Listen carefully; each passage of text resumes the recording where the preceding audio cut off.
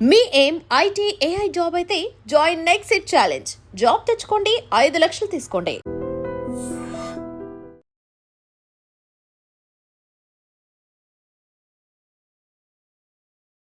నమస్తే, welcome to iDream. ఈరోజు మనతో పాటు ఉన్నారు స్పెషల్ గెస్ట్, కాంగ్రెస్ పార్టీ అధికార ప్రతినిధి డాక్టర్ లింగం యాదవ్ గారు. సార్ నమస్తే. నమస్తే. ఎట్లున్నారు? గుడ్. Yes sir. సార్ ఏం సార్, కాంగ్రెస్ పార్టీ మన బీఆర్ఎస్ పార్టీ మీద కక్ష కట్టిందా? మొత్తం ముప్పేట దాడి బీఆర్ఎస్ టార్గెట్గా ఏవైనా సరే. మొన్నటి వరకు కేసులు అన్నారా, ఇప్పుడేమో లాస్ట్కి వస్తే కవిత గారు వచ్చిన తర్వాత, బయటకు వచ్చిన తర్వాత ఆమె చేసిన విమర్శల్ని ఇక మీరు ఎంజాయ్ చేస్తున్నట్టు అనిపిస్తుంది. ఏమైతుంది సార్? ఎందుకు టార్గెట్ బీఆర్ఎస్? వై? ప్రతిపక్షం ఉండొద్దా? ప్రశ్నలు వేయొద్దా? మీకు అదేవిధంగా ఐడ్రూమ్ ప్రేక్షకులకు నమస్కారం అండి. డెఫినెట్గా ఆనాడు కాంగ్రెస్ పార్టీ తల్లి సోనియా గాంధీ తెలంగాణ ఇస్తే 10 ఏళ్ళు తెలంగాణని పరిపాలించినటువంటి బీఆర్ఎస్ పార్టీ కల్వకుంట్ల కుటుంబం ఏ విధంగా అవినీతి అక్రమాలు చేసిందనేది ఇవాళ తెలంగాణ ప్రజలందరికీ తెలిసిందే. ప్రత్యేకించి కాంగ్రెస్ పార్టీ నాయకులు ఆనాడు మేము ఎన్నో చెప్పాము. ఇవాళ బీఆర్ఎస్ పార్టీ అవినీతికి కాదేది అనర్హం అన్నట్టు ఇవాళ కాళేశ్వరం నుంచి మొదలు పెట్టుకుంటే గొర్రెల స్కాము, చేపల scam, land mafia, sand mafia, liquor scam, విద్యుత్ కొనుగోలు, టెలిఫోన్ టాపింగు, ఫార్ములా ఈ రేస్ అంటే ఈ 10 ఏళ్ల మొత్తం ఇవాళ తెలంగాణ ప్రజల కష్టార్జితమైన సొమ్ముని దోచుకొని దాచుకున్నటువంటి వ్యక్తులు ఇవాళ కల్వకుంట్ల కుటుంబం. ఇవాళ ప్రత్యేకించి కాళేశ్వరంలో కనుక మనం చూసుకుంటే వేలాది కోట్ల రూపాయలని దోచుకున్నారని మనం చెప్పడం కాదు, కాగు రిపోర్ట్ ఇచ్చింది. నేషనల్ డ్యామ్ సేఫ్టీ అథారిటీ చాలా స్పష్టంగా చెప్పింది. మొన్ననే పీసీ ఘోష్ కమిషన్, తెలంగాణ ప్రజాప్రభుత్వం ఏర్పాటు చేసిన పీసీ ఘోష్ కమిషన్ కూడా అందులో అక్రమాలు జరిగినాయి, దానికి ప్లానింగ్ లేదు, డిజైన్ లేదు అని చాలా స్పష్టంగా చెప్పడం జరిగింది. ఇవాళ కాంగ్రెస్ పార్టీ గౌరవ ముఖ్యమంత్రి రేవంత్ రెడ్డి గారు ప్రజాస్వామ్యబద్ధంగా ప్రతిపక్ష నాయకుడు అసెంబ్లీకి రండి, ప్రజాస్వామ్యబద్ధంగా ప్రతిపక్ష పాత్ర పోషించని చెప్తున్నటువంటి పార్టీ నాయకులు కాంగ్రెస్ పార్టీ ప్రజాప్రభుత్వం. ఇవాళ వాళ్ళు చేసినటువంటి అవినీతి అక్రమాల వల్ల ఇవాళ తెలంగాణ ప్రజలకు ముఖం చూపించుకోలేక ఫామ్ హౌస్లో దాక్కున్నటువంటి వ్యక్తి కేసీఆర్ గారు. 22 నెలలు అవుతున్నది, ఇట్లా మాటలు తప్పించి కాంగ్రెస్ పార్టీ చర్యలేవి అని అడుగుతున్నారు సార్. నేను అదే అంటున్నాండి. ఇవాళ కాంగ్రెస్ పార్టీ మా ప్రజాప్రభుత్వం ముఖ్యమంత్రి రేవంత్ రెడ్డి గారు డాక్టర్ బాబాసాహెబ్ అంబేద్కర్ రాసిన భారత రాజ్యాంగాన్ని, ప్రజాస్వామ్యం మీద, చట్టాల మీద, న్యాయ వ్యవస్థల మీద నమ్మకం ఉన్న పార్టీ ప్రభుత్వం. ఇవాళ గతంలో కేసీఆర్ చేసినట్టు ఇవాళ మిడ్ నైట్ దర్వాజా తలుపులు బలగొట్టి ప్రతిపక్ష నాయకులు అరెస్ట్ చేసినట్టు మేము ఆ విధంగా చెయ్యం. ఎందుకంటే మాకు ప్రజాస్వామ్యం మీద నమ్మకం ఉంది. ఏదైనా కూడా ఇవాళ చట్ట ప్రకారం, న్యాయ ప్రకారం ఎంక్వైరీ చేసి, ఎంక్వైరీ తర్వాత ఇవాళ చర్యలు ఉంటాయి తప్ప ఇవాళ వాళ్ళు చేసిరని ఆ విధంగా చేయం కదా. ఇవాళ బీజేపీ అట్లా చేసింది, బీఆర్ఎస్ గతంలో చేసింది, మేము ఆ విధంగా చేయం. ఏదైనా చట్ట ప్రకారం. అందుకే ఇవాళ చట్ట ప్రకారం ఎంక్వైరీ నడుస్తుంది కదా. ఇవాళ పీసీ ఘోష్ కమిషన్ ఎంక్వైరీ చేసిన దాన్ని క్యాబినెట్ ఆమోదించి ఇవాళ అసెంబ్లీలో తీర్మానం ద్వారా సిబిఐకి పంపించాం. ఇవాళ లెట్స్ సిబిఐ ఎంక్వైరీ చేయండి. ఇవాళ బీఆర్ఎస్ పార్టీని మేము చేయవలసిన అవసరం లేదండి. బీఆర్ఎస్ పార్టీ అవినీతి సొమ్ము వాటాల వచ్చినటువంటి గొడవలు, ఆ పంపకాల గొడవల వల్ల ఇవాళ బీఆర్ఎస్ పార్టీ 3 ముక్కలుగా అవుతుంది. ఇవాళ ఒకవైపు హరీష్ రావు వర్గం, కేటీఆర్ వర్గం, కవితారావు వర్గం. ఇవాళ కాంగ్రెస్ పార్టీకి ఏం సంబంధం అండి? వాళ్ళ మధ్యలో వాటాల పంపకంలో గొడవలు. ఇవాళ పండోరా బాక్స్, మేము మొదటి నుంచి అదే చెప్తున్నాం, 10 ఏళ్ల పాలనంతా కూడా అవినీతి అక్రమాలు. ఇవాళ పండోరా బాక్స్ పగిలి బద్దలై ఆ పాపాల పుట్ట బయటకు వచ్చి వాళ్ళు ఒక్కొక్కరి కవిత గారే స్వయంగా చెప్తున్నారు. మీ పాత్ర లేదా? కాంగ్రెస్ పార్టీ పాత్ర ఉన్నదట. And especially CM Revanth Reddy దీన్ని వెనకాల ఉండి నడిపిస్తున్నారట. ఏదైతే కవిత గారు మాట్లాడుతున్నారో అవన్నీ రేవంత్ గారు మాట్లాడేట. నేనేమన్నా, ముఖ్యమంత్రి రేవంత్ రెడ్డి గారు మొన్ననే చాలా స్పష్టంగా చెప్పారు, మేము ఉండవలసిన అవసరమే ఉంది. నేను అదే చెప్తున్నా, వాళ్ళ పండోరా బాక్స్ బయటపడి వాళ్ళ అవినీతి వాటాల పంపకంలో తేడాలు రావడం వల్ల ఇవాళ వాళ్ళు మాట్లాడుతున్నారు. ఇవాళ కేసీఆర్ ఆనాడు ముఖ్యమంత్రిగా 10 ఏళ్ళుగా ఫెయిల్ అయినాడు. ప్రతిపక్ష నాయకుడు ఇవాళ 20 నెలలుగా అసెంబ్లీకి రాకుండా ప్రతిపక్ష నాయకుడు బాధ్యతగా ఫెయిల్ అయిండు. ఇవాళ ఒక తండ్రి ఫాదర్గా కూడా ఫెయిల్ అయినటువంటి వ్యక్తి కేసీఆర్.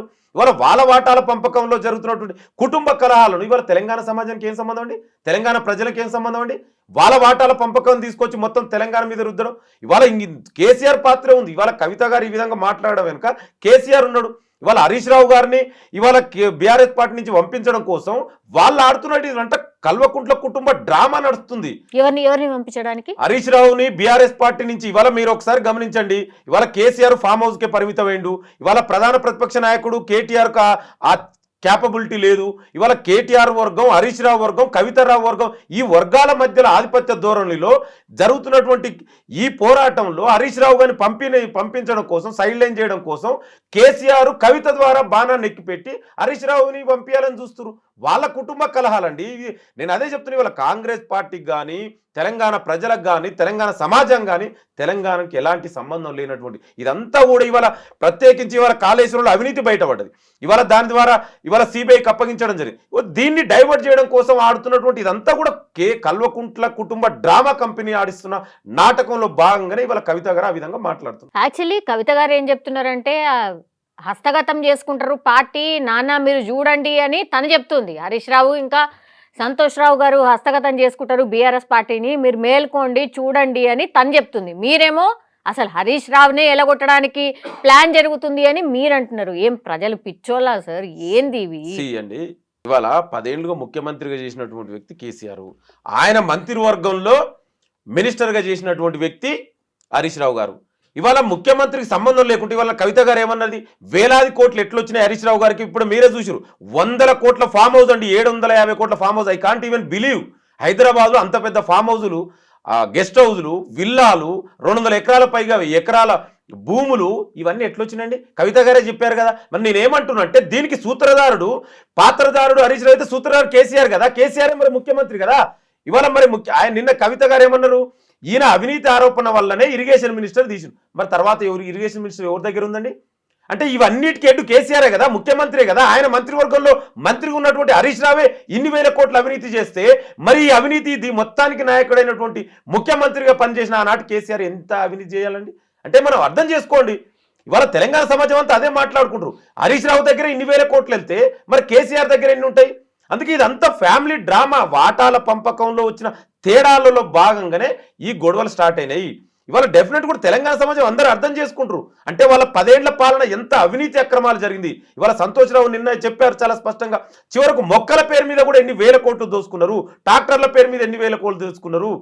వీళ్ళ ఆస్తులు ఎట్లొచ్చినాయి? 2014 కంటే ముందు కేసీఆర్ ఫ్యామిలీ, హరీష్ రావు, సంతోష్ రావు, కేటీఆర్, కవితారావు, వీళ్ళ ఆస్తులు ఎంత? ఇవాళ వాళ్ళ ఆస్తులు ఎంత? ఈ ఎక్కడి నుంచి వచ్చినండి? తెలంగాణ ప్రజల కష్టార్జితమైన సొమ్ము కదా. దీనిపై ఇవాళ ఇదే కేసీఆర్ అప్పుడు ఆనాడేమన్నాడు, 80,000 పుస్తకాలు చదివిన చీఫ్ ఇంజనీర్ అయినటువంటి కేసీఆర్ రక్తము నా చెమట చుక్కబెట్టి కాళేశ్వరం కట్టిన అన్నారు. మరి ఇవాళ అదే కాళేశ్వరంలో నాకు సంబంధమే లేదు, నేనెందుకు కట్టిన అంటున్నాడు. మరి గతంలో ఆయన ఏం చెప్పిండు కదా, నేనే అన్నాడు కదా, మన కాళేశ్వరం నా మానస పుత్రిక అన్నాడు. మరి ప్రపంచంలో కడుతుంటేనే కూలిపోయిన ప్రాజెక్ట్ ఎక్కడన్నా ఉందా అండి? ఇవాళ కాళేశ్వరానికి కర్త కర్మక్రియ కేసీఆరే కదా. ఇవాళ అంటే అవినీతి ఒక హరీష్ రావు ఎట్లా చేస్తారు, మరి కేసీఆర్ పాత్ర కూడా ఉంటుంది కదా. అందుకే చెప్తున్నా, ఇదంతా ఫ్యామిలీ ఆడుతున్నటువంటి డ్రామా. కల్వకుంట్ల కుటుంబం అంటేనే కరప్షన్ కుటుంబం. ఇవాళ తెలంగాణ ప్రజలకు అర్థమైంది. అందుకే ఇవాళ కేసీఆర్ ముఖం చూపించుకోలేక ఫామ్ హౌస్ లో దాక్కుండు కదా.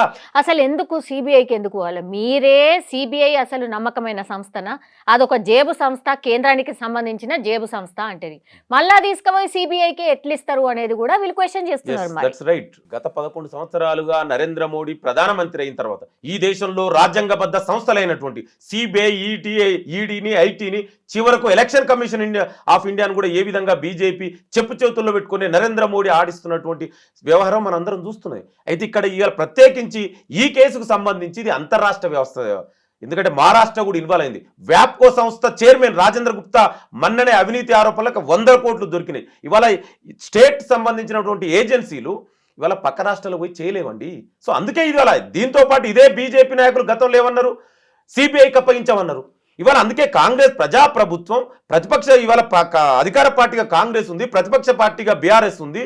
ఇవాళ ఒక నిష్పక్షపాతంగా ఎంక్వైరీ జరగాలి. ఇవాళ బీజేపీ నాయకులే గతంలో డిమాండ్ చేశారు. అంతరాష్ట్ర వ్యవహారాలకు సంబంధించినటువంటి ఇందులో వ్యవహారం ఉంది. అందుకే సిబిఐకి అప్పగించడం. నేనేమంటున్నట్టే ఇవాళ సిబిఐ కూడా తన చిత్తశుద్ధిని నిరూపించుకోవాలి. ఇవాళ 11 సంవత్సరాలుగా అటానమస్ కోల్పోయి ఒక అచేతన వ్యవస్థలో ఉన్నటువంటి పనిచేస్తున్నటువంటి సిబిఐ ఈ కేసు ద్వారా అయినా నీ యొక్క చిత్తశుద్ధిని, రాజ్యాంగబద్ధ సంస్థ సిబిఐని నిరూపించుకోవాల్సిన అవసరం, బాధ్యత కూడా ఇవాళ సిబిఐకి ఏర్పడింది. అవును, హోంశాఖ ఇప్పుడు దానికి అనుమతి తెలపాలి. అవునా? హోంశాఖ అనుమతి తెలుపుతుంది అనుకుంటున్నారా? లేదంటే మళ్ళీ ఇట్లనే మాటలు దాడి చేసుకుంటా అట్లా అట్లా అట్లా కొనసాగింపు చేసుకుంటా నెక్స్ట్ ఎలక్షన్లు వచ్చే ముంగట ఏదో అలజడి, ఏదో సంథింగ్ చేయాలని అంటే మీరు అనుకోండి, లేకపోతే బీజేపీ అనుకుంటుందా? ఏం చేద్దాం అనుకుంటున్నారు? ఇవాళ కాంగ్రెస్ బాధ్యతగా మేము ఒక చట్టబద్ధంగా ఒక కమిషన్ ఏర్పాటు చేసి ఆ కమిషన్ రిపోర్ట్ ద్వారా అసెంబ్లీ తీర్మానం ద్వారా కేంద్రానికి సిబిఐకి అప్పగించడం జరిగింది. ఇవాళ సిబిఐ బాధ్యత అండి. ఇదే బీజేపీ నాయకులు కూడా గతంలో ఇదే అమిత్ షా వచ్చి అన్నాడు, కావాలంటే మీకు అంత ఎవిడెన్స్ నేను చూపిస్తా. ఇదే బీజేపీ జాతీయ అధ్యక్షుడు జేపీ నడ్డా గారు హైదరాబాద్కి వచ్చి కాళేశ్వరం ఏటీఎంగా మారింది కల్వకుంట్ల కుటుంబానికి అన్నాడు. మరి ఇవాళ ఆ బాధ్యతను మీరు సిబిఐ ఎంక్వైరీ చేయండి, ఎంక్వైరీ చేసి నిజాలు తేల్చండి. ఎందుకంటే బీజేపీ బీఆర్ఎస్ కూడా రెండు ఒకటే. అందుకే ఇవాళ ఆ నమ్మకం అది కాదు అని ప్రూవ్ చేసుకోవాల్సిన అవసరం ఏర్పడింది కదా సిబిఐకి. నీ అటానమస్ని ఇవాళ 11 సంవత్సరాలుగా బీజేపీ తెచ్చినటువంటి అన్ని బిల్లులకు సపోర్ట్ చేసింది ఇదే బీఆర్ఎస్. గతంలో జీఎస్టీకి సపోర్ట్ చేశారు, డిమానిటైజేషన్ సపోర్ట్ చేశారు, రైతు వ్యతిరేక నల్ల చట్టాలకు సపోర్ట్ చేశారు, ప్రెసిడెంట్ వైస్ ప్రెసిడెంట్ ఎలక్షన్లకు కూడా సపోర్ట్ చేసినటువంటి చరిత్ర బీఆర్ఎస్కు ఉంది. ఇవాళ నేనేమంటే ఇవాళ ఇదే కవిత గారికి లిక్కర్ స్కామ్ కేసులో బెయిల్ రావడానికి వారం రోజులు ఢిల్లీలో ఇదే హరీష్ రావు కేటీఆర్ పోయి ఢిల్లీలో ఎవరినోను కలిసిరు, ఎవరు కలిస్తే బెయిల్ వచ్చింది అనేది కూడా తెలంగాణ సమాజం మర్చిపోయిందా అండి? అందుకే నేను ఏమంటున్నా అంటే ఇవాళ సిబిఐ చిత్తశుద్ధిని నిరూపించుకోవాలి. నువ్వు రాజ్యాంగబద్ధ సంస్థగా పనిచేస్తున్నావు, మాకు ఏ పొలిటికల్ పార్టీతో సంబంధం లేదని నిరూపించుకోవాల్సిన అవసరం కూడా ఇవాళ సిబిఐకి ఏర్పాటైంది. ఇవాళ నేను ఏమంటున్నా అంటే బీజేపీ ప్రభుత్వం కూడా మరి గతంలో చెప్పారు అవినీతి జరిగిందని, ఇవాళ ఎంక్వైరీ చేయండి. మరి మీరే అడిగారు కదా, ఇదే బీజేపీ నాయకులు అడిగారు కదా సిబిఐకి ఇవ్వమని, ఇప్పుడు ఇచ్చాం. మరి చేయండి, మీరు ఎంక్వైరీ తేల్చండి, చట్టపరంగా చర్యలు తీసుకోండి. ఇవాళ అవినీతి జరిగిందని మీరు కూడా అన్నారు కదా, మరి ఇప్పుడు ప్రూవ్ చేయవలసిన బాధ్యత కూడా మీదే ఉంది. అరెస్ట్ చేయండి చట్ట ప్రకారం. నేనేమంటున్నంటే కాంగ్రెస్ పార్టీ ఎక్కడ కూడా ప్రతిపక్ష నాయకులని గతంలో బీజేపీ చేసినట్టు బీఆర్ఎస్ చేసినట్టు చేయాలని అవసరం లేదు మాకు. మేము ఆనాడు ఏదైతే చెప్పినో కరప్షన్ జరిగింది 10 ఏళ్ల బీఆర్ఎస్ పాలనను, దానికి చట్ట ప్రకారమే చర్యలు తీసుకుంటా ఉన్నాం. దాని ప్రకారమే ఇవాళ అదే అనుకుంటే మరి 20 నెలలు మేము ఎందుకు అవుతామండి? సిబిఐ కేసులు ఎంతమంది మీద పడ్డాయండి. ఆ తర్వాత మళ్ళీ బెయిల్ తీసుకొని బయటకు వచ్చారు, కానీ ఎక్కడన్నా రిజల్ట్ వచ్చిన సందర్భాలు చాలా అంటే చాలా తక్కువ ఉన్నాయి. ఎందుకు ఈ డ్రామాలు, ఎందుకు ఇదంతా, అసలు అవసరమా? ఇప్పుడు కనబడుతుందా లేదా కాళేశ్వరంలో అవినీతి జరిగిందని ప్రజలందరూ కూడా మాట్లాడుకుంటున్నారు. సొమ్ము రికవరీ కావాలా, ప్రజలకు సొమ్ము బ్యాక్ రావాలా, అదెందుకు ఆలోచిస్తలేవు పార్టీలు అనేది కూడా ఇంకో వర్షన్ ఉంది. మరి అదే అంటున్నాండి, మీరు అన్నట్టు ఎగ్జాక్ట్ రైట్. గత 11 సంవత్సరాలుగా సిబిఐ కేసులు ఒకసారి కనుక మీరు గమనిస్తే 2014 కంటే ముందు సిబిఐ కేసులలో 70%, నేను చెప్పిన కాదు, రీసెంట్ గా ఇండియన్ ఎక్స్ప్రెస్ లో ఒక ఆర్టికల్ కూడా వచ్చింది, 70% పైగా కేసులన్నిటి కూడా సక్సెస్ గా పంపించి జైలుకు పంపించిన చరిత్ర గత 2014 కంటే ముందు జరిగింది. ఇవాళ 2014 నుంచి సిబిఐ కానీ ఈడీ కేసులలో కానీ ఆ జైలుకు పంపించినటువంటి శాతం 10% కూడా దాటలేదు. నేను ఏమంటున్నా అంటే ఇది బీజేపీ తన జేబు సంస్థలుగా మార్చుకున్నారు. నేను ఇప్పుడు ఈ కేసులో సిబిఐ చిత్తశుద్ధి నిరూపించుకోవాలి కదా. ఇది అంతరాష్ట్ర సంబంధించిన ఇతర రాష్ట్రాలు కూడా ఇన్వాల్వ్ అయింది. ఇప్పుడు వ్యాప్స్కమ్, అదేవిధంగా సెంటర్ వాటర్ కమిషన్స్, సిడబ్ల్యూసి కూడా కేంద్ర ప్రభుత్వంలో ఉన్నటువంటి సంస్థలు, రాష్ట్ర ఏజెన్సీలు పోయి అక్కడ ఎంక్వైరీ చేయలేవు సరిగా. సో దానివల్ల ఇవాళ ఆ లిమిటేషన్స్ ఉంటాయి కదా, విత్ ఇన్ ద స్టేట్స్కి ఒక స్టేట్కి పోవాలంటే చాలా లిమిటేషన్స్ ఉంటాయి. సిబిఐ అయితే నువ్వు ఎంక్వైరీ చేయమని అడిగినావు, దానికి వాళ్ళు నిరూపించుకోవాలి అంతే తప్ప ఏదో గతంలో చేసినట్టు ప్రతిపక్ష పార్టీల మీద ఏదో అక్రమ కేసులు మాకు ఆ విధంగా లేదు.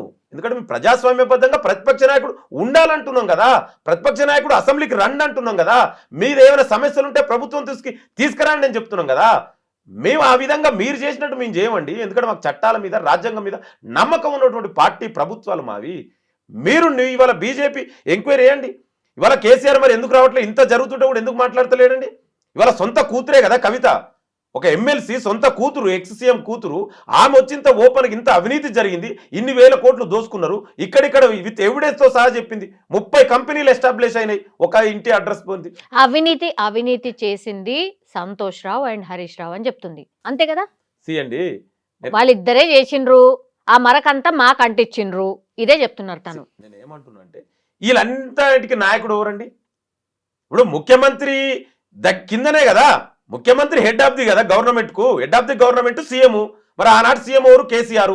ఆయన ఆ క్యాబినెట్ లోనే మంత్రిగా పనిచేసినటువంటి ఒక మినిస్టర్ హరీష్ రావు గారి దగ్గరనే ఇన్ని వేల కోట్ల అవినీతి జరిగితే మరి మొత్తానికి నాయకుడైనటువంటి ప్రభుత్వానికి, ఆనాటి ప్రభుత్వానికి నాయకుడైనటువంటి కేసీఆర్ కి ఎన్ని వేల కోట్ల అవినీతి జరుగుతుంది? తెలియదేమో, తెలియదనే చెప్తున్నారు కదా కవిత గారు.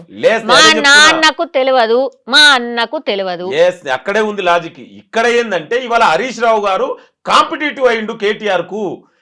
ఇవాళ అవినీతి అనేది కేటీఆర్ చేసిండు, కవితారావు చేసిండు, హరీష్ రావు, కేసీఆర్, సంతోష్, వీళ్ళందరూ అవినీతి చేసిరు. వీళ్ళందరూ అవినీతి చెప్పితే వీళ్ళ వేలాది కోట్లు ఎక్కడి నుంచి వచ్చినాయండి? వీళ్ళ ఆస్తులు ఎంత? నేను ఒకటే ప్రశ్నిస్తున్నా మీ ద్వారా. 2014 ముందు వీళ్ళ ఆస్తులు ఎంత? ఇదే కవిత గారు చెప్పారు కానీ నిన్న అలా మ్యారేజ్ చేస్తే, కవిత మ్యారేజ్ చేసేటప్పుడు కేసీఆర్ దగ్గర డబ్బులు లేవన్నది. మరి ఇవాళ ఇంత వేల కోట్ల ఆస్తులు ఎట్లొచ్చినాయి? ఈ ఫామ్ హౌస్ కల్చర్ ఎట్లొచ్చింది? అంటే 10 ఏళ్లలో తెలంగాణ ప్రజల సొమ్ముని ఇవాళ దోచుకొని దాచుకున్నారు. ఇవాళ దాచుకున్న వాటాల పంపకంలో ఒకవైపు అయితే రెండో కోణం ఏంటంటే హరీష్ రావు గారిని ఇవాళ కేటీఆర్కు హరీష్ రావుకు మధ్యలో ఇవాళ ఆధిపత్య పోరు నడుస్తుంది. బీఆర్ఎస్ పార్టీ ఇవాళ కేసీఆర్ గారు వచ్చి ఇవాళ బీఆర్ఎస్ పార్టీని నడిపించే పరిస్థితులు లేడు. ఇవాళ ఫామ్ హౌస్కి పరిమితమైండు. నెక్స్ట్ ఈ లీడర్షిప్ ఎవరు అంటే ఇవాళ కేటీఆర్ వర్సెస్ హరీష్ రావు. వీళ్ళిద్దరి మధ్యలో హరీష్ రావు గారిని ఈ పేరు మీద బయటకు పంపించాలని కేసీఆర్ ఆడిస్తున్నటువంటి ఒక పెద్ద డ్రామా ఇది. అందుకే వాళ్ళంతా ఇవాళ మీరు చూడండి, మరి ఇన్ని మాట్లాడుతున్న కవిత గారు ఎందుకు కేసీఆర్ గురించి మాట్లాడతలేదు, ఎందుకు కేటీఆర్ గురించి మాట్లాడతలేదు? మరి వాళ్ళు కూడా అవినీతి చేసిరు కదా. ఇదే టెలిఫోన్ టాపింగ్ మీరు అందరూ చూసిరు. ఇవాళ ఎవిడెన్స్ బయటకు వచ్చినాయి. చివరకు జడ్జీలు ఫ్యామిలీ భార్య భర్తలు కూడా మాట్లాడుకున్నట్టు దుర్మార్గాలను ఇన్నటువంటి చరిత్ర వాళ్ళది కదా. ఇవాళ మరి దాని గురించి ఆ కేసు ఏడున్నదండి, అది అట్లనే ఉన్నది కదా.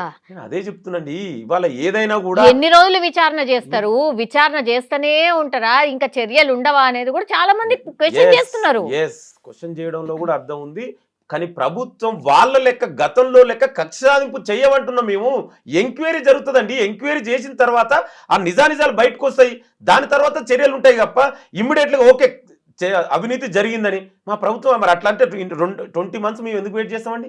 ఏమో లోపల మాట్లాడేసుకున్నారు, మీకింత మాకింత అని మాట్లాడేసుకున్నారు. ఆ కేసులన్నీ ఉత్తయ్యే, మేమేదో ఇట్లా అన్నట్టు చేస్తాం, దాని తర్వాత ఏముండవులే అనే అండర్స్టాండింగ్ జరిగింది అని. ఇదే బీఆర్ఎస్ నాయకులు కేసీఆర్ మా నాయకులు ఎంత ఇబ్బంది పెట్టినండి 10 ఏళ్ళుగా. ప్రధానంగా ఆనాడు ప్రతిపక్ష నాయకుడుగా పీసీ ప్రెసిడెంట్గా ఉన్నటువంటి రేవంత్ రెడ్డి గారిని ఏం చేసి చివరకు ఎన్ని కేసులలో ఇరికించి ఒక చిన్న డ్రోన్ కేసులో కూడా బెయిల్ రాకుండా చేసినటువంటి చరిత్ర వాళ్ళండి. మిడ్ నైట్ దర్వాజా తలుపులు వాళ్ళగొట్టి బెడ్రూమ్ కూడా పోయినటువంటి చరిత్ర వాళ్ళు. ఎంతో మంది ఉద్యమకారులకి చివరికి కోదండరామ్ లాంటి ఉద్యమకారుని కూడా అరెస్ట్ చేసినటువంటి చరిత్ర వాళ్ళది. గద్దర్ లాంటి వ్యక్తిని కనీసం అపాయింట్మెంట్ అయినటువంటి చరిత్ర వాళ్ళది. వాళ్లకు కాంగ్రెస్ పార్టీకి ఎక్కడ పోలికండి? వాళ్ళ అవినీతి అక్రమాలు వేడా ఇవాళ కాంగ్రెస్ ప్రజాప్రభుత్వం ప్రజాపాలన ఒక స్వేచ్ఛాయుత వాతావరణంలో ప్రజాస్వామ్యబద్ధంగా ఇవాళ పరిపాలన జరుగుతుంది. మంత్రులు ముఖ్యమంత్రి స్వేచ్ఛగా ఉన్నారు. ఇవాళ ప్రజలకు మేమిచ్చినటువంటి వాగ్దానం అమలు చేసుకుంటూ ఇవాళ ప్రజా పరిపాలన ఒకవైపు, గత బీఆర్ఎస్ పాలన నియంతృత్వ పాలనకు ఆ కంపారిజన్ ప్రజలే చేస్తున్నారు కదా. వాళ్ళ గడిల పాలన పాత్ర పెట్టిరు కదా. అందుకే ఇవాళ ప్రజాస్వామ్యబద్ధ పరిపాలన జరుగుతుంది. ఈ ప్రజాప్రభుత్వం ప్రజలకు అకౌంటబిలిటీ ఉంటుంది. ఆ అకౌంటబిలిటీ కోసం వాళ్ళు చేసినటువంటి దుర్మార్గాలు 10 ఏళ్ల పాలన ఒక్కొక్కటి అవినీతి బయట పెడుతున్నాం. చట్ట ప్రకారం ఎంక్వైరీ ఉంటుంది అంతే తప్ప ఇప్పుడే చేయండి ఇమ్మీడియట్గా అట్లా చేయమండి. మేము మాకు నమ్మకం ఉంది ప్రజాస్వామ్యం మీద, రాజ్యాంగం. ఎన్నేళ్ళు అదే వెయిట్ చేస్తున్నారు. ఇంకెన్నేళ్ళు ఆగాల, ఇంకెన్నేళ్ళు రికవరీ చేస్తారు? ఆ పైసలు ఏమన్నా బ్యాక్ వస్తాయా రావా? ఇట్లే తిట్టుకుంటా పోతారా? ఎక్కడ కూడా తిట్టుకోవడానికో వాళ్ళని ఏదో వేధింపులు చేయడానికి ఈ ప్రభుత్వం లేదండి. డెఫినెట్ కూడా ఎంక్వైరీ నడుస్తుంది. తొందరలోనే ఎంక్వైరీ ఇవాళ చివరి దశకు వచ్చింది. ఇవాళ కాళేశ్వరంలో కమిషన్ వేసాం, రిపోర్ట్ సిబిఐకి ఇచ్చాం. ఒక్కొక్కటిగా మిగతా నేనేమంటున్నంటే ఎంత దుర్మార్గాలు చేసిరో ఇవాళ కవిత గారే చెప్తున్నారు కదా. నేరెళ్ళ ఘటన దళితుల మేము 10 ఏళ్ళు మేము గతంలో చెప్పినాం కదా. ఇదే ప్రతిపక్ష కాంగ్రెస్ పార్టీ నుండి మేము ఎన్నిసార్లు చెప్పినాం? వాళ్ళకి ఏమైనా న్యాయం జరిగిందా సార్? మీరు టాపిక్ తీసుకొచ్చారు. ఏమి ఇప్పుడు తన వచ్చింది కాబట్టి మళ్ళీ నేరెళ్లకు సంబంధించినది మళ్ళీ ఒకసారి రైజ్ అయింది. నేను అదే చెప్తున్నాను. ఒక నేరెళ్ళనే కాదు, మంటన్లో మధుకరు, అదేవిధంగా మరియమ్మ కేసు, ఇవాళ ఎన్నో కేసులు ఉన్నాయి. వాళ్ళు చేసిన దుర్మార్గాలు ఒక్కొక్కటికి ఎంక్వైరీ జరుగుతుంది. నేను ఏమంటున్నానంటే దయచేసి మీరు ఇవాళ ఒక ప్రభుత్వానికి ఒక కమిషనర్కి ఇన్ని రోజుల్లో అరెస్ట్ చేయాలి, ఇప్పుడే చేయాలంటే ఇన్స్టాంట్ జస్టిస్ జరగదండి. ఇది ఇన్స్టాంట్ కాపీ లెక్క ఇన్స్టాంట్ జస్టిస్ గురించి కాదండి. ఇది చెప్పుకోవడానికి బాగుంటుంది. మేమేమంటున్నాం అంటే ఎంక్వైరీ ద్వారా ప్రూవ్ చేసి విత్ ఆ ఎవిడెన్స్ తోటి బయట పెడతాం. ఇవాళ మీరన్నట్టు నేరెళ్ల మీద కూడా ఇలా ఎంక్వైరీ తొందరలో ప్రభుత్వం వేస్తుంది. డెఫినెట్ కూడా దానికి బాధ్యులైన వ్యక్తులు శిక్షిస్తుంది, చట్ట ప్రకారం శిక్షిస్తుంది అని అంటున్నా. వ్యక్తిగతంగా కక్షలు మాకుండా ఈ ప్రభుత్వానికి అంటున్నాం. డెఫినెట్ కూడా గత ప్రభుత్వంలో జరిగిన అన్ని ఎంక్వైరీలు ఒక్కొక్కటిగా వేసినాం. తొందరగా ఒక్కొక్కటి కంప్లీట్ అవుతుంది. అయిన తర్వాత డెఫినెట్ కూడా చర్యలు తీసుకున్నాం. ఎంత పెద్ద వ్యక్తులు, అది కేసీఆర్ అయినా కేటీఆర్ అయినా హరీష్ రావా కవిత ఎవరున్నా కూడా ఎవరు ఈ ప్రభుత్వానికి ఎవరు ఎక్కువ తక్కువ కాదండి. డెఫినెట్ కూడా చట్ట ప్రకారం తీసుకుంటాం. ఎన్నిసార్లు చాలా కేసెస్ గురించి మీరు కేటీఆర్ రేప్ అరెస్టు, ఇయల్ అరెస్టు అవి చూసి చూసి చూసి అరెస్ట్ లేదు, ఏమీ లేదు, మీకేం చేత కాదు అనే స్థాయిలో తీసుకొచ్చి పెట్టుకున్నారు. అయినా సరే మేము ఇట్లనే చేస్తాం, చట్టం ప్రకారమే చేస్తాం అనుకుంటా పోతే ఇక కాంగ్రెస్ పార్టీ మరి ప్రజల చులకనవుతుందా లేకపోతే పల్సన అవుతుందా మీరు చెప్పాలి. ఇవాళ నియంతృత్వ పాలనకు, ప్రజాస్వామ్యబద్ధ పాలనకు, రాజ్యాంగబద్ధ పాలనకు చాలా డిఫరెన్స్ ఉంటుంది. కేసీఆర్ గతంలో నియంతృత్వ పాలన జరిగింది, ఒక ఫాసిస్ట్ పాలన లెక్క జరిగింది. అక్కడ ఎవరికి ప్రజలకు ఆనాడు స్వేచ్ఛ లేకుండే, ప్రతిపక్షాలకు స్వేచ్ఛ లేకుండే, పత్రికకు మీడియాకు కూడా స్వేచ్ఛ లేకుండా గతంలో జరిగింది. ఇవాళ ఆ విధంగా జరగదంటున్నామండి. డెఫినెట్గా ఇవాళ మాకు ప్రజాస్వామ్యబద్ధంగా ఏదైనా ఎంక్వైరీ ప్రజాస్వామ్య మీరు చూడండి. కసబ్ లాంటి వ్యక్తిని కూడా ఈ దేశం this is the law of land, ఈ దేశంలో అంత పెద్ద తీవ్రవాదికి కూడా మనం చట్ట ప్రకారమే శిక్షించినాం. మీ అందరికీ తెలిసిన, మీరు కూడా సీనియర్ జర్నలిస్టులు, అంత పెద్ద తీవ్రవాదికి కూడా చట్ట ప్రకారం ఎంక్వైరీ చేసే శిక్షించినాం కదా. మరి ఈ దేశంలో ఎందుకంటే అది దిస్ లా ఆఫ్ ల్యాండ్ ఈ కంట్రీలో చట్ట ప్రకారం ఆ రాజ్యాంగాన్ని చట్టాన్ని నమ్మే పార్టీ ప్రభుత్వం మాది, కాంగ్రెస్ పార్టీ ప్రభుత్వం. సో డెఫినెట్ కూడా ఎవరైనా కూడా వాళ్ళకి చట్ట ప్రకారం చేస్తాం తప్ప ఏదో ఇన్స్టాంట్గా జరగాలనేది ఆ విధంగా జరగదండి. మనం అనుకున్నట్టు కాదు కదా చట్టాలు. కేసీఆర్ అట్లా చేసిండు, మేము చెయ్యము అంటున్నాం. అదే మా డిఫరెన్స్. ఆ నియంతృత్వ పాలనకు ఈ ప్రజాస్వామ్య పాలనకు డిఫరెన్సే అదే అంటున్నాం. ఆ ప్రజలు కూడా అర్థం చేసుకుంటారు. మీరు చూడండి ఎంక్వైరీ అంటే ఇప్పుడు ప్రభుత్వం ఏర్పాటై 20 నెలలు అయింది. డెఫినెట్గా వెయిట్ చేయండి. ఒక్కొక్క కమిషన్స్ కు ఎంక్వైరీ తర్వాత డెఫినెట్ కూడా బాధ్యులైన వ్యక్తులందరినీ కూడా శిక్షిస్తాం. కాళేశ్వరం అతి పెద్ద కుంభకోణం అని చాలా డేస్ నుంచి మాట్లాడుతున్నారు. ఇప్పుడు లాస్ట్కి వస్తే సిబిఐ దగ్గర మీదేంది లెటర్ రాసిర్రు సిబిఐ టేకప్ చేయాలి అని. అది ఎప్పుడు స్టార్ట్ కావచ్చు, ఎప్పుడు ఎండ్ అవ్వచ్చు? లాస్ట్లీ నేనేమంటున్నంటే ఇవాళ ఒక ప్రజాస్వామ్యబద్ధంగా ఎలక్ట్ అయినటువంటి ప్రజాప్రభుత్వం ముఖ్యమంత్రి రేవంత్ రెడ్డి గారి ఆధ్వర్యంలో ఒక కమిషన్ ఏర్పాటు చేసి ఆ కమిషన్ రిపోర్ట్ ఇచ్చింది. రిపోర్ట్ క్యాబినెట్ అప్రూవ్ చేసి అసెంబ్లీ తీర్మానం ద్వారా సిబిఐకి ఇవ్వడం జరిగింది. ఇప్పుడు సిబిఐ ఆ కమిషన్ టేకప్ చేస్తే తొందరలోనే డెఫినెట్గా నేనేమంటున్నా, బీజేపీ నాయకులు కూడా అడిగారు కదా ఎంక్వైరీ చేయమందాం, లెట్స్ సీ. వాళ్ళ బీజేపీ నాయకులు ఇల్లే గతంలో ఇక్కడ కాళేశ్వరం అవినీతి మారిందన్నారు. మరి ఇప్పుడు ఆ చిత్తశుద్ధి నిరూపించుకోవాలి కదా. బీజేపీ నాయకులు ఎంతోమంది వాళ్ళ జాతీయ అధ్యక్షుడి నుంచి ఇక్కడ అవినీతి అన్నారు కాళేశ్వరంలో. మరి సిబిఐ ఎంక్వైరీ చేయమనండి. వాళ్ళందరూ అడిగారు. ఇది అంతర్రాష్ట్రాల సంబంధించిన విషయము. దానికోసం సిబిఐకి మా చిత్తశుద్ధిని నిరూపించుకున్నాం. ఇప్పుడు సిబిఐ కూడా బీజేపీ కేంద్ర ప్రభుత్వం కూడా తన చిత్తశుద్ధిని నిరూపించుకొని ఎంక్వైరీ చేయండి. ఎంక్వైరీ తర్వాత చర్యలు తీసుకుంటాం. సో నేనేమంటున్నా అంటే దయచేసి ఇంకా చేయట్లేరు అట్లా ఉండదండి. ఇన్స్టాంట్ జస్టిస్, ఇన్స్టాంట్ కాపీలకు ఇన్స్టాంట్ జస్టిస్ జరగాలండి. అట్లా కాదు కదా. ఇది ప్రజాస్వామ్య పాలన. మేము పార్టీ నమ్ముతాం. ఎందుకంటే మేము రాజ్యాంగాన్ని రక్షించే పార్టీ, రాజ్యాంగాన్ని ఉండాలనుకున్న పార్టీ మాది. ఇదే కల్వకుంట్ల కుటుంబం గతంలో ఉన్న రాజ్యాంగాన్ని కూడా మార్చామని. ఎందుకంటే బీజేపీ నాయకులు వీళ్ళిద్దరు 10 ఏళ్ళు ఒకటే కదా. సో అందుకే ఇవాళ బీజేపీ కూడా చిత్తశుద్ధిని నిరూపించుకోవాలి. ఇవాళ రాష్ట్రంలో జరిగిన 10 ఏళ్ల పాలన అంతా కూడా ఇవాళ తెలంగాణ ప్రజలు గుర్తు చేసుకుంటారు. ఆ పాలనకు డిఫరెన్స్ ఏంది, ఇవాళ కాంగ్రెస్ ప్రజాప్రభుత్వ పాలనకు డిఫరెన్స్ ఏందని. ఇవాళ వాళ్ళ 10 ఏళ్లలో ఎంత దోచుకున్నారు. ఇవాళ నేను అదే అంటున్నాండి, ఒక కాళేశ్వరం ఏంది, ఇవాళ ఒక కేసుకు బయటపడితేనే ఇన్ని వేల కోట్ల అవినీతి బయటపడుతుంది. ఇక వాళ్ళ 10 ఏళ్ల పాలన తెరిస్తే సెలవు. కనీసం కల్వకుంట్ల కుటుంబం ఏంది ఇంకా ఎన్ని స్కాములు చేసి ఉంటుంది 10 ఏళ్లలో. ఆనాడు కనీసం మాట్లాడే స్వేచ్ఛను ఇచ్చారు ఎవరికైనా? కనీసం మీడియాను కూడా స్వేచ్ఛ ఇవ్వలే కదా. ఇవాళ అందుకే వాళ్ళు చేసిన పండోరా బాక్స్, ఆ పాపాల పుట్టంతా బయటపడి తెలంగాణ ప్రజల పాపం తలిగి ఇవాళ కల్వకుంట్ల కుటుంబానికి ఇవాళ ఒక్కొక్కటిగా బయటపడుతున్నాయి. వాళ్ళ ద్వారానే బయటపడుతున్నాయి. ఇవాళ గతంలో మేము చెప్తే వాళ్ళు ఏమన్నారు, ఏదో కాంగ్రెస్ పార్టీ విమర్శిస్తున్నారు. ఇవాళ ఎవిడెన్స్ వచ్చింది కదా, సొంత కూతురే కదా ఒక్కొక్కటి చెప్తుంది. అందుకే ఈ అన్నిటికీ నాయకుడు వెనుక కూడా కేసీఆరే ఉండు. ఇవాళ కేసీఆర్ అనుమతి లేకుండా ఒక హరీష్ రావుకి అవినీతి చేసి కేసీఆర్ చేయలేదంటే ఎట్లా అండి? ఆ నాయకుడే కేసీఆర్ కదా. అందుకే ఇవాళ అవినీతి మొత్తానికి నాయకుడు కేసీఆర్ ఆడిస్తున్నటువంటి డ్రామాలో భాగంగానే ఈ కల్వకుంట్ల కథా చిత్రం నడుస్తుంది కవిత ద్వారా. చూద్దాం ఏమవుతుందో. Thank you sir. Thank you. And for more videos, Please subscribe to iDream. Please subscribe to iDream. Please subscribe iDream. And please subscribe to iDream. For more videos, subscribe to iDream. please like, share and subscribe to the channel. Congratulations, iDream. Subscribe to iDream. Subscribe to iDream. So subscribe to iDream Media. iDream ki iDream team andarki huge congratulations. Please subscribe iDream Media. Please subscribe to iDream. Subscribe iDream. Please subscribe to iDream. iDream అంటే నా కళల channel subscribe చేసుకున్న నోరు తిరుగుతలేదు. మీరైతే గంట గుర్తు కొట్టండి. For more such videos, please subscribe to iDream. Subscribe to iDream. Please subscribe to iDream. Please subscribe iDream Media. Please do subscribe to iDream. Please subscribe to iDream Media. For best entertainment and information, please subscribe iDream. And don't forget to subscribe to iDream.